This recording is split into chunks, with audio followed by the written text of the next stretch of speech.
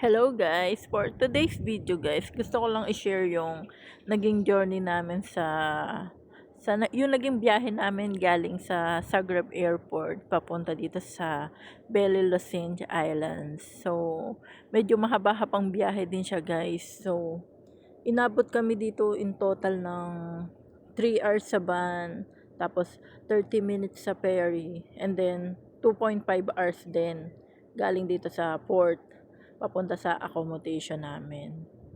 Pero enjoy naman siya kasi sa pagbiyahe mo pa lang sa sa van, marami ka na makukuhanan or makikitang magandang view.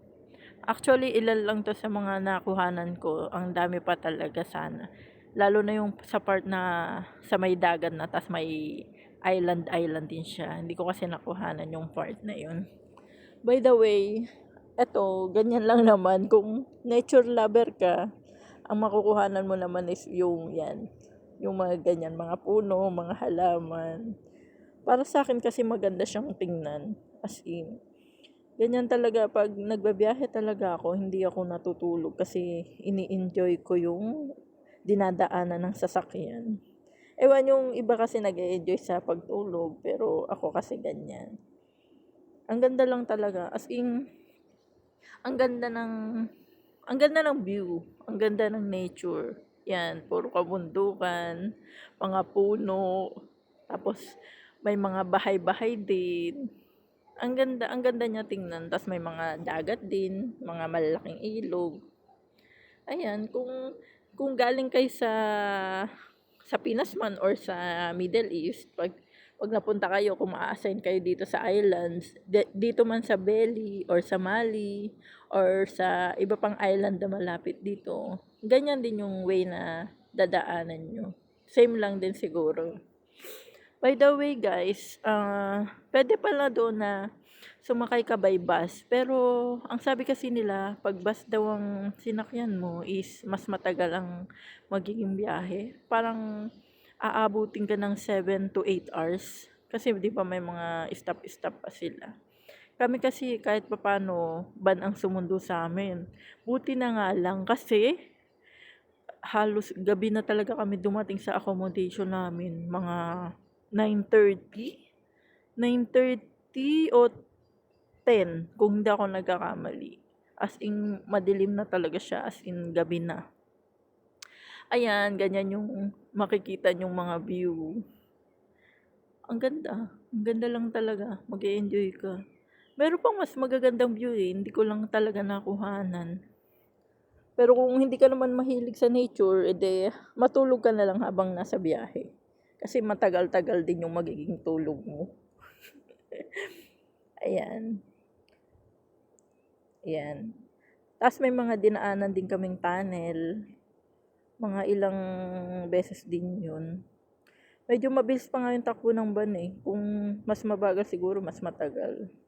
Bale, ilang oras yun? 3 hours sa bus? 3 hours sa van, 30 minutes sa ferry, and then 2.5 by van ulit pagdating na dun sa port.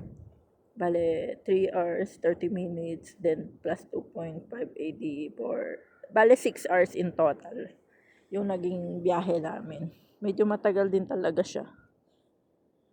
Pero sulit naman. Ang ganda ng view.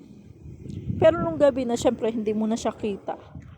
Medyo matatakot ka lang kasi medyo madilim siya habang nagbabiyahe. Actually, nakakatakot nga kasi medyo matarik siya. Kung first time mo talagang makapunta, matatakot ka kasi matarik yung mga dinadaanan ng sasakyan. Pero kinabukasan, pag bumiyahe ka, ang ganda pala ang ganda ng lugar. Mag-e-enjoy ka talaga. Ayan siya guys, oh. Mga bundok-bundok. May nadaanan din kami mga mga parang pamayanan, kaso hindi ko nakuhanan ng video. Ang ganda pa naman yung mga bahay-bahay. Yun. Ayan.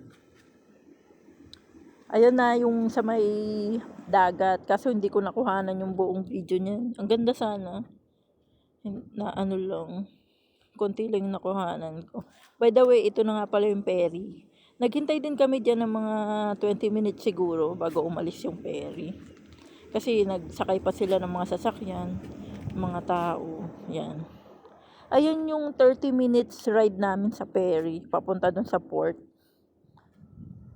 Kung hindi ako nagkakamali, Mali Port yun eh. Pero, hindi ako sure. Malalaman ko pa siya sa susunod na pagbiyahe ko kung sakali man. Yung ride namin dyan is 30 minutes. And then, nung pagbaba namin dyan, saka pa lang kami nagbiyahe ulit by van, mga 2.5 hours. Kasi magkaiba yung location namin nung kasama ko. Kami yung unang drop sa location namin dito sa accommodation, dito sa Belly Lodge. And then yung tatlo namin kasama is sa Mali sila. Sila yung last na drop. Kaya mas late din silang nakauwi. Bali yung ride namin dyan sa ferry, sobrang lamig, grabe. As in. Pero mag-e-enjoy ka kasi actually first time ko makapag-ride sa ferry. Kaya parang ano lang, new experience. Pero enjoy siya, nakakatuwa lang. As in. Ayan guys. Yan. 30 minutes lang yan dyan. Pero kung basang sasakyan mo, mas matagal siya. Bale, in total kasi 6 hours. Pero dyan sa pag van lang is inabot lang kami ng 6 hours. Kasama na yung hanggang accommodation.